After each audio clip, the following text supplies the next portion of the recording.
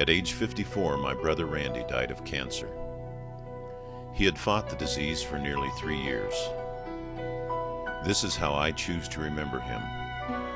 Not in a hospital bed, but as a young man, full of promise, full of hope, full of life.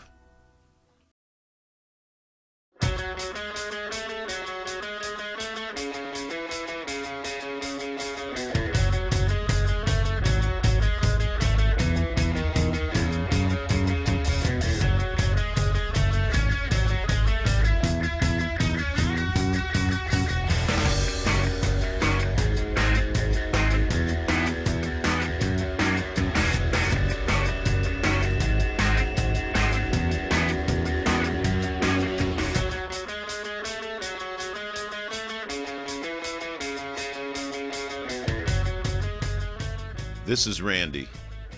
Energetic, very physical, always on the move, always on the go, always looking for adventure. He told me once of riding his bicycle across the Rocky Mountains. One time he took off for the Gulf of Mexico and went to work on a fishing boat. He backpacked in Europe. What other adventures he had, I don't know. He kept to himself. Or is it that I didn't take the time to ask? Either way, somehow, I learned more about Randy's life and explorations from others, indirectly, than I ever heard from him.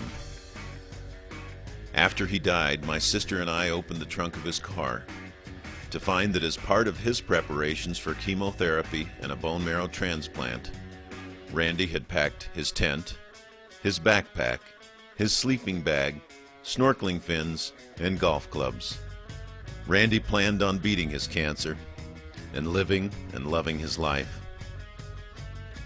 Randy never married. I don't think he ever saw himself settling down. Randy once described himself as a lover of life, and he said that he wanted that on his tombstone.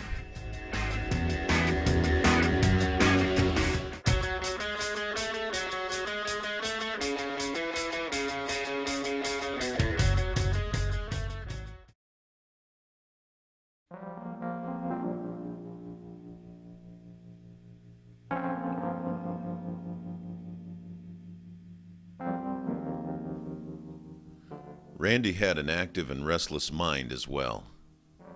Randy was smart. In school, he earned various academic honors, including being a National Merit Scholar. Randy was always learning, studying, reading, thinking.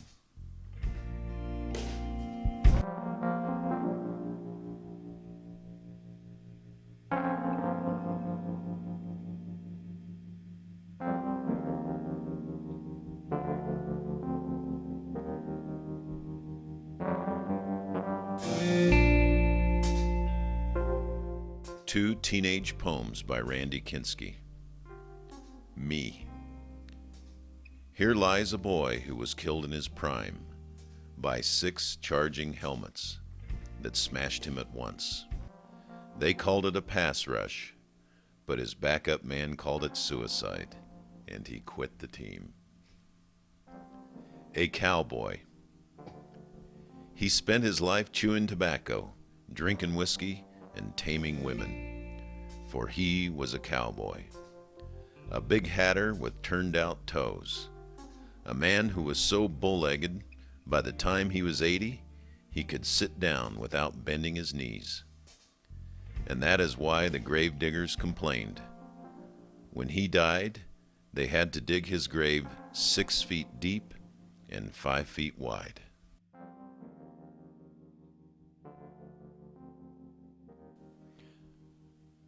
As a high school freshman, Randy went out for football. He was slight of build at the time, and one of his friends recalls that Randy could barely see over the line. Yet, he stuck at it. Later in the opening period, the passing combination of Kinskey and his receiver clicked for 30 yards and another score. The fans had hardly stopped cheering when Randy Kinskey recovered another Kelly Walsh fumble. Randy Kinskey, who has assumed the duties as first-string quarterback, did a fine job of running the blue and gold squad. In the fourth period, the Sheridan receiver made a fine run after he snagged one of Kinskey's aerials. Quarterback Randy Kinskey of Sheridan has won 2 games for the Broncs with his left-handed passes. Thermopolis ran into a stone wall following the kickoff and was forced to punt. Randy Kinskey picked up 6 yards. Kinskey then passed and hit through the center for another 3. And then it was off to college for Randy. Here's his senior ad in the newspaper, sponsored by Jersey Creamery. While away at college, he left behind his prized motorcycle. He would come back home periodically and check on it to make sure that I and my brothers weren't riding it while he was gone.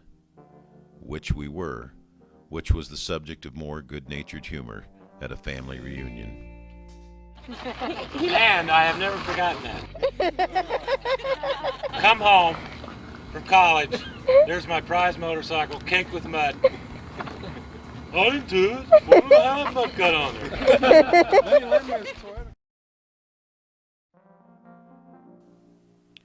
In college, Randy grew, and grew, and grew, enough that he moved from quarterback to tackle. Randy Kinskey received the Most Improved Player Award in 1972.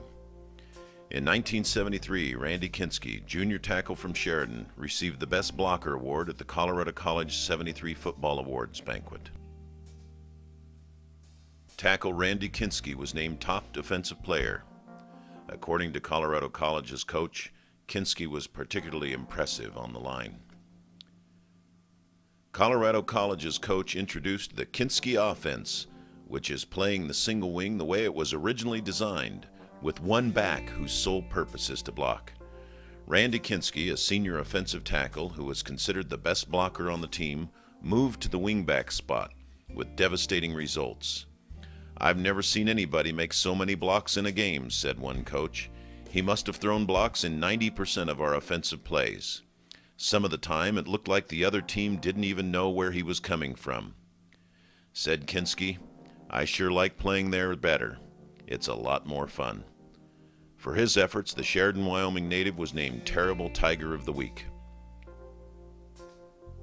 Randy enjoyed sports and socializing with his family, friends, and neighbors.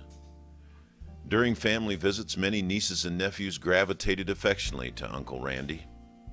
He enjoyed their company immensely and really liked to hear the ongoing news of their activities. Here he's skiing with our brother Boo, spending time with his nieces Holly and Heidi. And here he is with my daughter Rebecca at a family reunion on their great creek walking adventure. Yahoo! On our adventure, creek walking. Okay, give me a creek walking high five. He's a weird uncle. Creek walking high five. Ah! Come on, here's our diving board.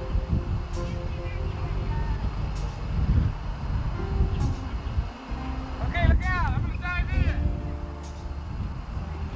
Ow!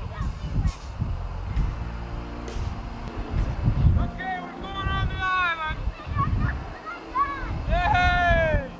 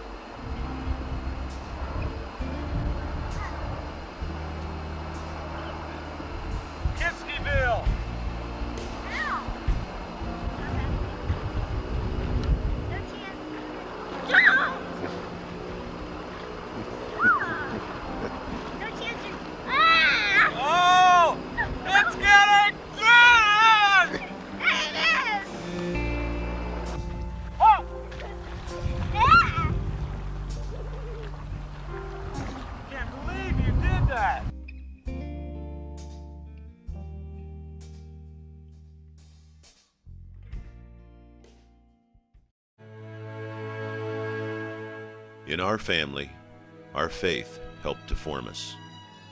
The event for so many of the old films was religious. Christmas, Easter, First Communion. Here is a booklet that Randy wrote in first grade, dedicated to my dear mother and father. My name is Charles Kinskey. I am 7 years old. I am in the first grade. I learned many things. Religion. God made me to show His goodness and to make me happy with Him in heaven. Dear parents, I thank you for all you have done for me this year. I love you and I pray for you. Your loving child, Charles. Randy Kinskey, lover of life.